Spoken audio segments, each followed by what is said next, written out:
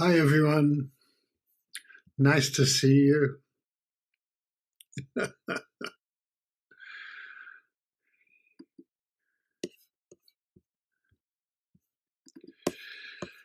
So here we are, coming into the temple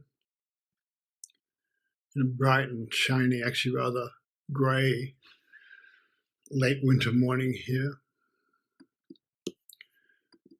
So, um,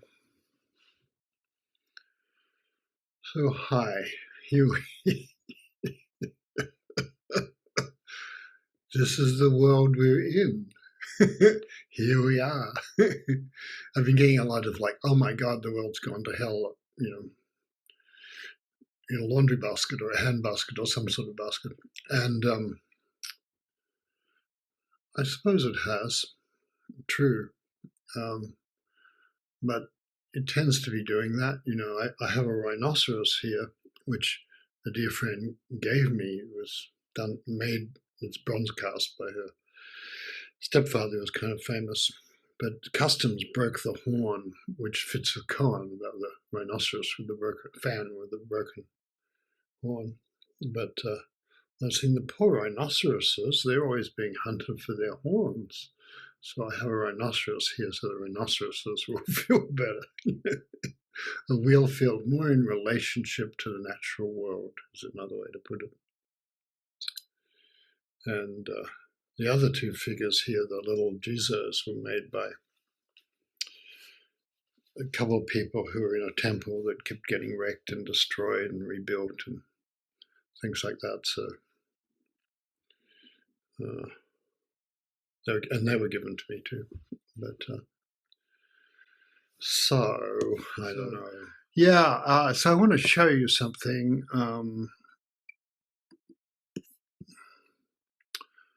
These were painted about, I don't know, 1619, I think. And this is a temple that's right next door to the great temple with 1,000 Kuan Yins with 1,000 arms, a very elaborate creature, very elaborate temple. It's a long barn, really, with lots and lots and lots of life-size bronze figures. But this, the temple next to it, for complicated reasons, which including political propaganda used, and including the fact that there were so many wars that were running out of big trees, and that people they took boards from a castle that was destroyed, and where the chief, the high samurai, committed suicide at the end. They held off the enemy as long as they could, and they killed themselves and fell on the floor, and then the blood stains of their bodies and occasional hand print and things like that are on them. And so then they put these boards in the ceiling of this temple, which is right next to the big Sanju Sangendo. And then, I don't know, they could never get the painting. They hired people to paint the screens, but they didn't do it or wouldn't do it and all that stuff. And so they got a new painter who was an unknown screen painter, like a fan painter. He just painted little fans. And he stayed at the temple. He had a dream that the ghosts needed to be consoled. The ghosts in the wood, the ghosts in the temple. And so he painted animals to console them, including these elephants, which I indeed find consoling. So if you need consolation, elephants might help, And so it's usually thought of as a mother and child, and he became the founder of a whole school of, somewhat, the decorative art with the wisteria and things. He was the founder of that, and he and another friend of his, I think. So there we go. Stop share. But I was very touched by him dreaming that the ghosts needed something and then painting something. And I thought, we're in a time of tremendous haunting at the moment, I think, and all sorts of ghosts that we thought, oh shit, didn't we get rid of them? And they're back, Didn't we get rid of the Nazis? Au contraire, we voted them into office. So so it's a haunted kind of time, really.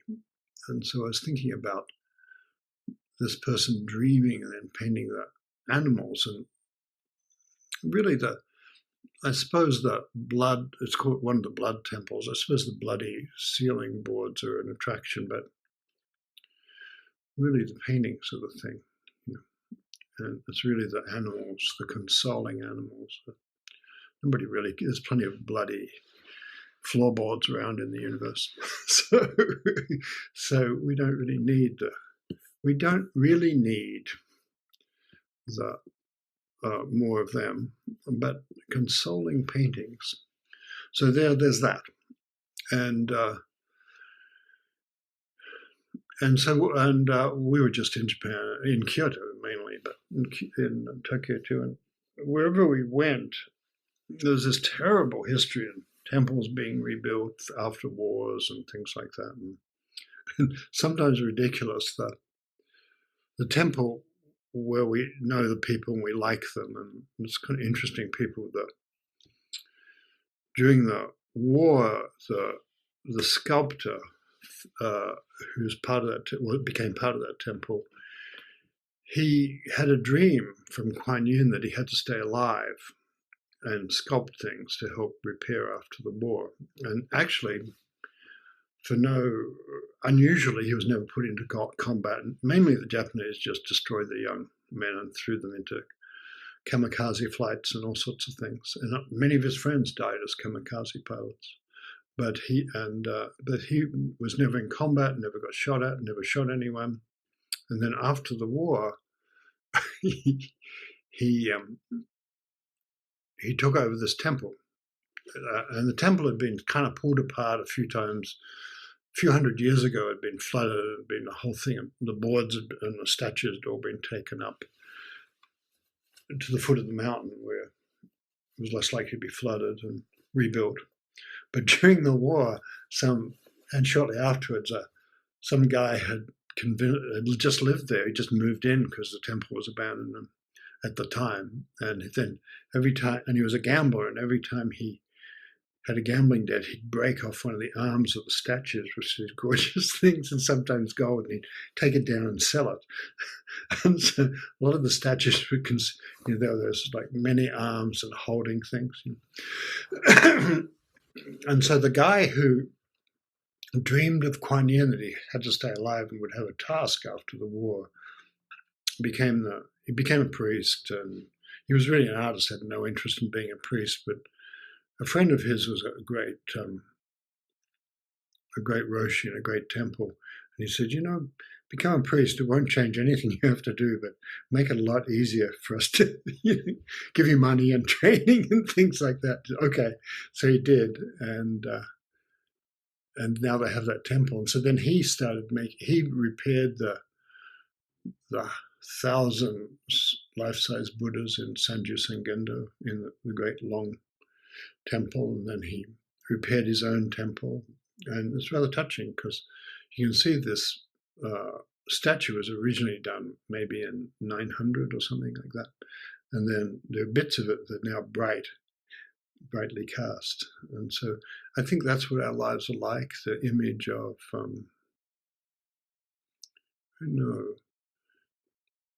beautiful things get broken, but they're still beautiful, but then sometimes we can sort of help them, repair them. And he did this, I don't know if he did this little Jesus there, and his son did the other little Jesus. So, and he's the guy who also got, he had a very kind of folk attitude towards things. He got all this easy to carve rock, and a bunch of us from PZI went there like a year and a half ago. But he got this easy to carve rock and got everyone around to make a Buddha's disciple. And he was very generous about what that was. And so people are playing guitars, and it's a historical document too, because somebody's listening to a Walkman, and a woman feeding a baby, and two friends drinking sake. And so it's a very touching kind of intimate thing. And he wanted 100 statues, and I don't know, there's hundreds and hundreds. People got really excited carving these statues. They come on weekends and carve the statues. So it's an interesting place. But in the middle is this great ancient Kuan Yin that it was one of the bits which broken off and sold during the war, and so he repaired it now, and now it's there, blessing us all. So I think it's very hard to stop people doing stupid stuff. Very hard to stop cultures going crazy.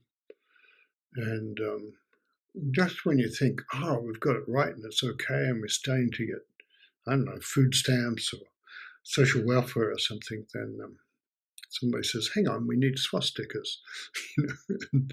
And here we go again. So I think our job, I think, is, in a way, the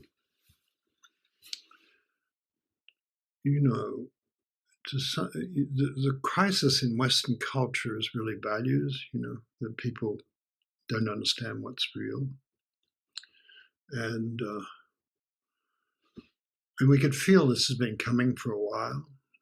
So just to say, so it's not really a surprise. But then I think that we have a job, which is not to, some of my friends are just afraid, or some of them enraged, or things like that. And fair enough on both counts.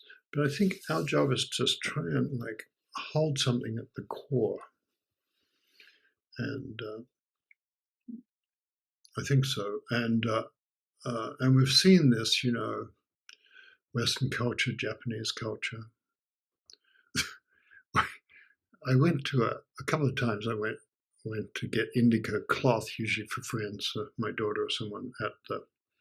There's an indigo store in Kyoto that has the old-fashioned indigo, like where they go out and get twigs from the indigo bush and soak them and mash them and soak them more and mash them and soak them until you've got indigo water, and then you soak clothes in it. It could be silk or linen, and I have some of that. And but talking to the young, and there's an old guy there who's kind of got cancer, but he's shuffling around. He's just another old guy like me, shuffling around. He's more decrepit than me, but anyway, he's there and he's still running the store. And his son feels very caught by the tradition, and he can't let his father down and leave the store. But those old crafts don't make much money anymore. They're kind of like teaching Zen, and they don't make much money anymore. So sometimes the emperor will help you, but other times, the son can't get married and things like that. So, and when I was talking to his English is very, and he's a very emotional person, so his English is probably better than it sounded. But a year and a half ago, when we were there and I was talking to him, he was explaining how artists, I said, well, do you do prints? Because he's actually a pretty good artist, He said, no, artists aren't respected or something. And he said, Senno Rikyu. And I happen to know who, as probably some of you do, who Senno Rikyu was. He was a tea master of one of the last of the great feudal lords, before the last lord before the Tokugawas came in. And he built tea houses at the great temple, Daitokuji, great Koan temple. And he was responsible a lot for the wabi ideas coming in, very simple things. And so great lords would come in and have tea, and you've got to leave their sword outside the temple and things like that. And then just be there in the gardens and contemplate the gardens, or just be inside a room. And this is a rather wonderful idea that here, now, is it, But anyway, I know he disagreed with his lord, who was a great, brilliant, but a very irascible person, who then ordered him to kill himself, just like that. And so he had to kill himself.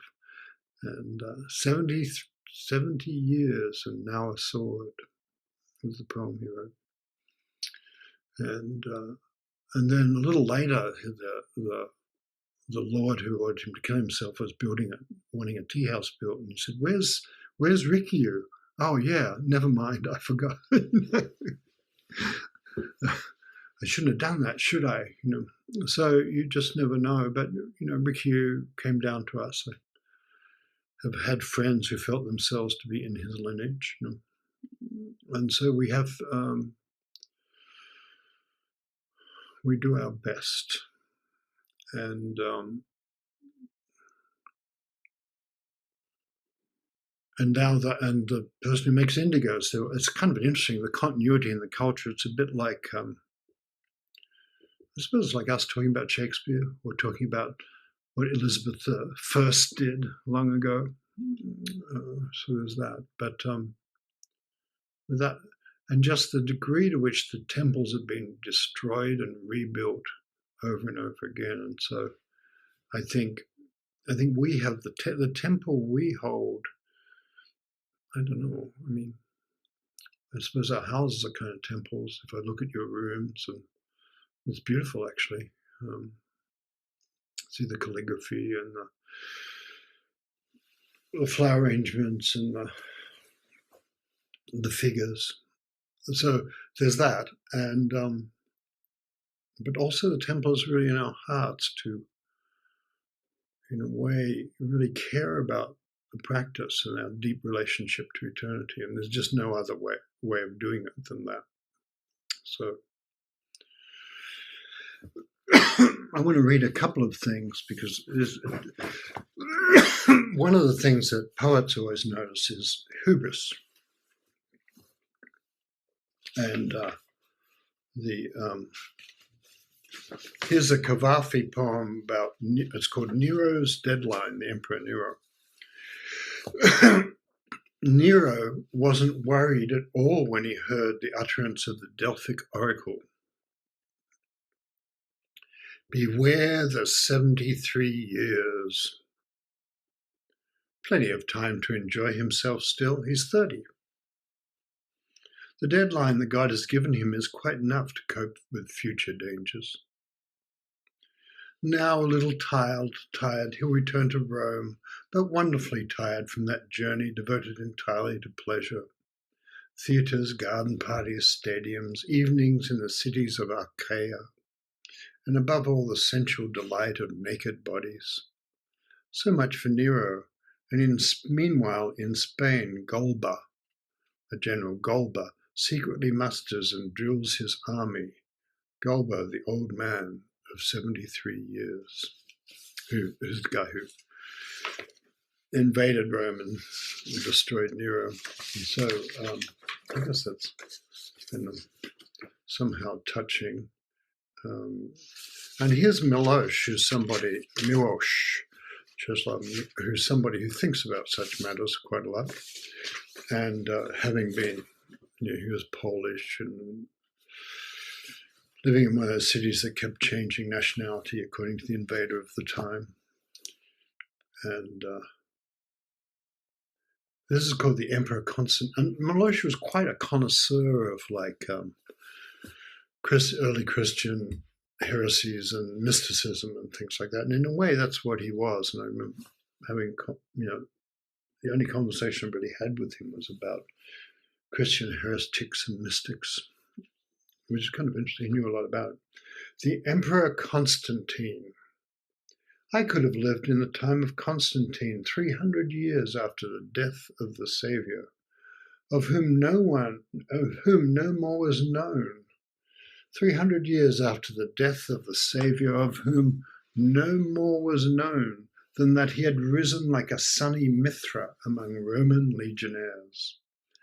I would have witnessed the quarrel between homoousios and homoiousios. These are two theological doctrines that people killed each other over in 300 AD, about whether the Christ nature is divine or only resembles divinity. Still around some is the wafer of communion, as the Catholics say, the actual body of Jesus or Christ, or is it symbolic of the body, as some other people say? about whether the Christ nature is divine or only resembles divinity. Personally, I would have cast my vote against the Trinitarians, they're the people, God the Father, God the Son, and God the Holy Spirit. I would have cast my vote against the Trinitarians, for who could ever guess the Creator's nature? Constantine, emperor of the world, coxcomb and murderer, tipped the scale at the Council of Nicaea, so that we, generation after generation, meditate on the Holy Trinity, mystery of mysteries, without which the blood of humanity would have been alien to the blood of the universe, and the spilling of his own blood by a suffering God who offered up himself, and the spilling of his own blood by a suffering God who offered himself as a sacrifice, even as he was creating the world, would have been in vain. Thus, Constantine was merely an undeserving tool, unaware of what he was doing for people of distant times? That's a question. And us, do we know what we are destined for? The whole poem is about the last line. Do we know what we are destined for? We think we know our destiny. Even the doom of things. I don't know. Can I read another poem? Do you think I can get away with another poem? What do you think? I just look at Tess. She likes poetry, so she always says yes.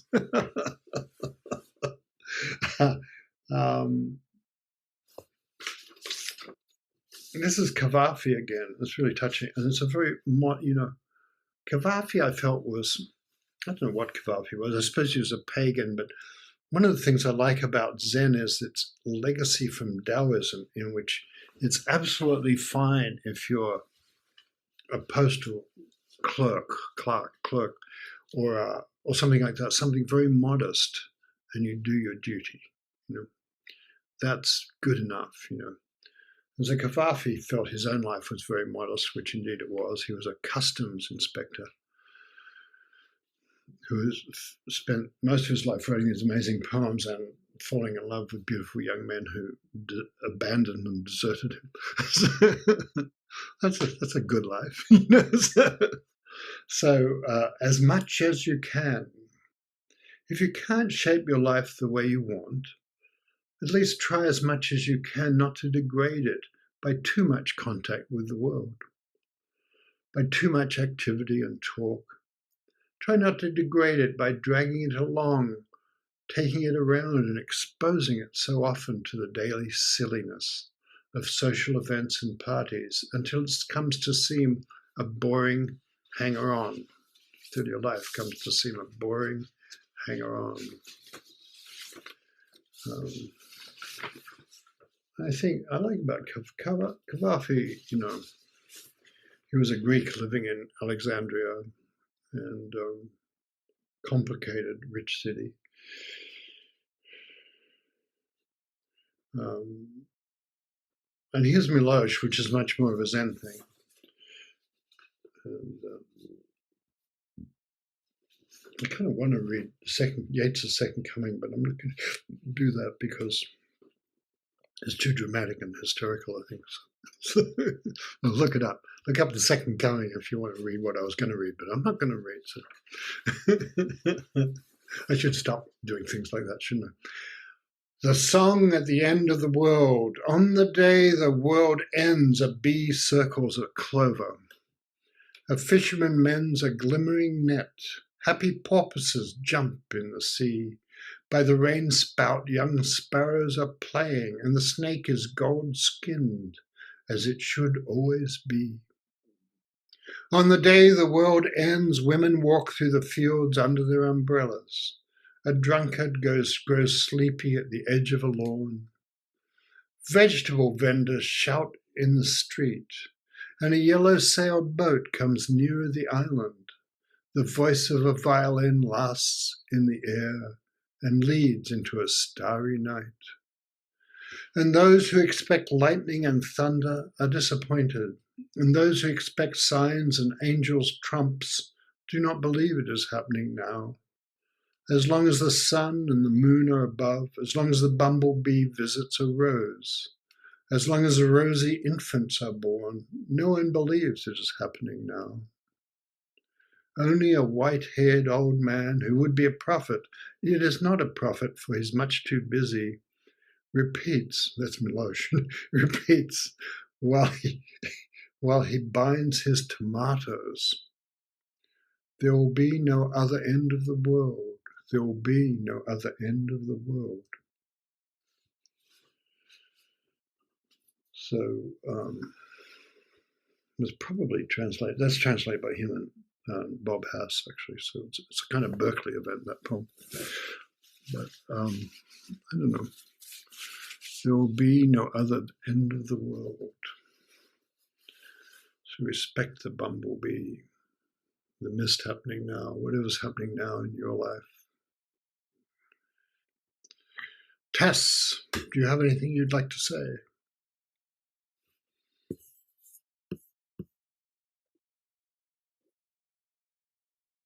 I wish I could show you my temple window right now because we're having an ice storm. And so the entire world is just crystalline. Like everything's completely icicled. It's nice.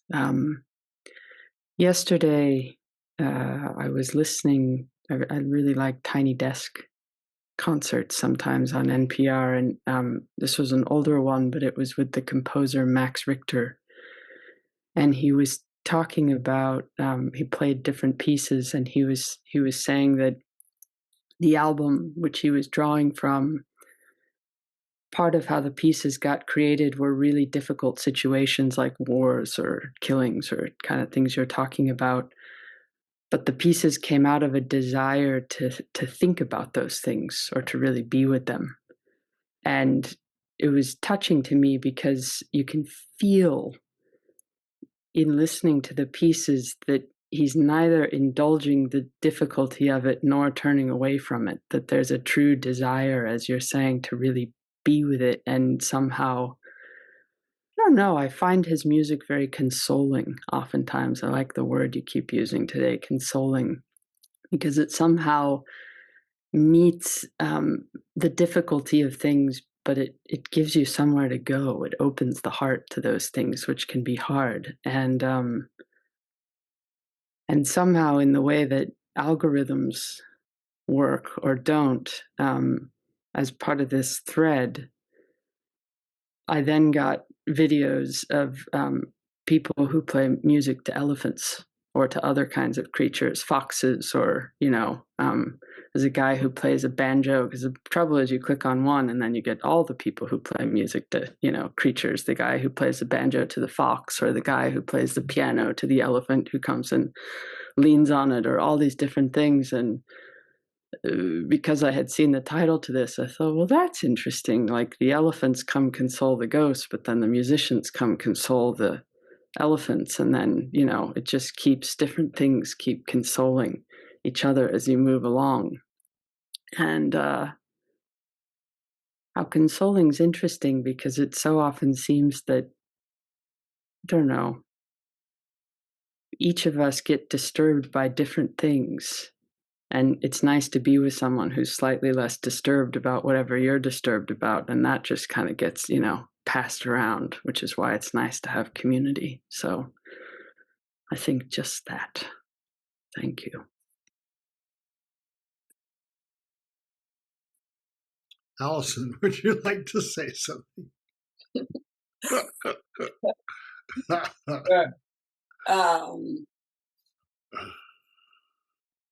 I guess I've been thinking about in times of real trouble, either internally or my stepdaughter's just gone through a romantic breakup, and you can just feel the intense desire to escape somehow, to find some place where the trouble isn't.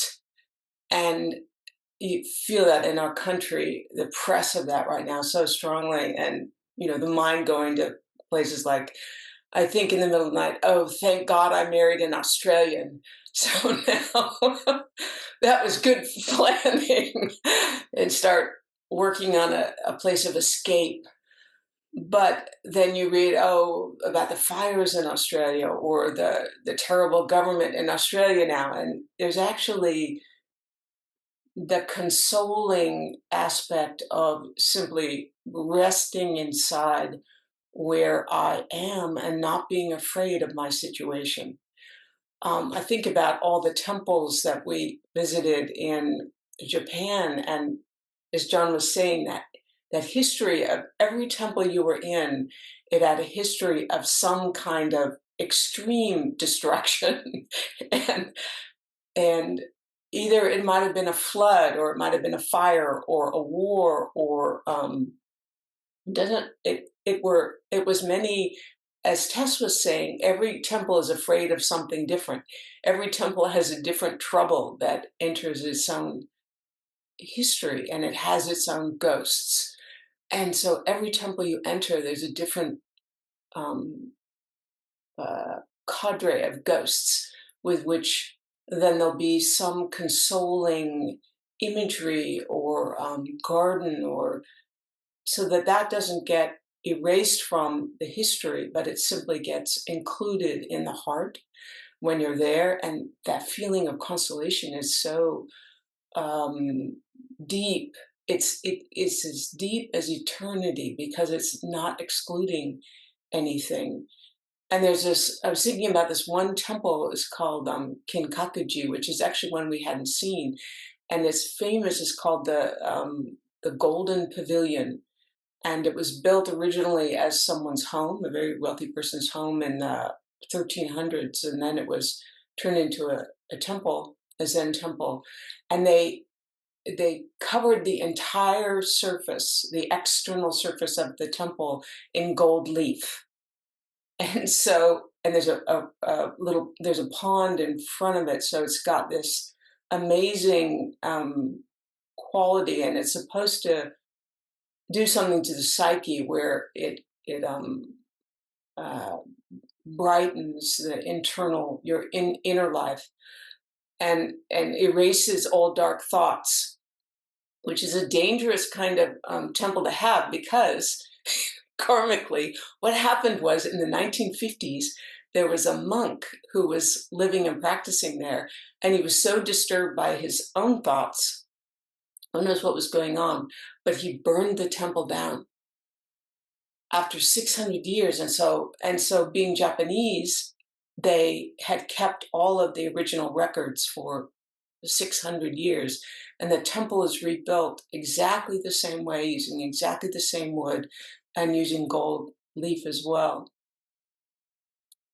So I guess that's just to say that it's a sense of an external move to come back to the center, to restore the temple. And the temple exists here. It's the inner temple. And it's possible to, in any situation you're in, whether you're in a personal or worldwide or whatever the trouble is, it's possible to return to the center and find some sense of refuge. That's it. Very good. I think when you rebuild the Golden Temple and put all the gold, then you have to find the same monk and put him back in the temple. He burns it down again. So there's a repetition of karma. You can't quite avoid karma. There's Angela, who's here, but I know she doesn't seem to have a camera on. But just sent me a note about the bushfires in Tasmania, the huge fires again in Tasmania. Such a beautiful place. Pieces of Gondwana left over from, a long, long, long time ago, and burning again, So it's kind of a sorrow. There's also how it is, we think, oh, maybe people are crazy in the government because we're all going crazy because of climate change. And we realize our lives aren't sustainable, all that stuff. And I don't know. or just seems like we've got to walk through what we have to walk through. We have to be where we are. We have to have compassion for ourselves and each other. And elephants, pretty much that's it. Compassion and elephants. And meditation. And compassion is what happens when you start sitting still. Your grudges start to fall away. So, I mean, I noticed that. I'm the old joke about Celtic, Scots-Irish, which I am, Scots-Irish Alzheimer's. What happens? Well, you lose everything except the grudges. So it's like, it's sort of true, if you grew up in Tasmania, people still mad about being transported as convicts like a century ago, things like that. Still mad with the English, but there's something sweet about feeling like you don't need to be someone different. If people judge you, you're ashamed of yourself, don't be ashamed of yourself. You don't need a grudge if you're not ashamed of yourself. Things like that. The blessing to be here and to be alive is so amazing. We have all come so far, So I don't know. I think I just want to say thank you. It's great to be here together. Makes me happy, and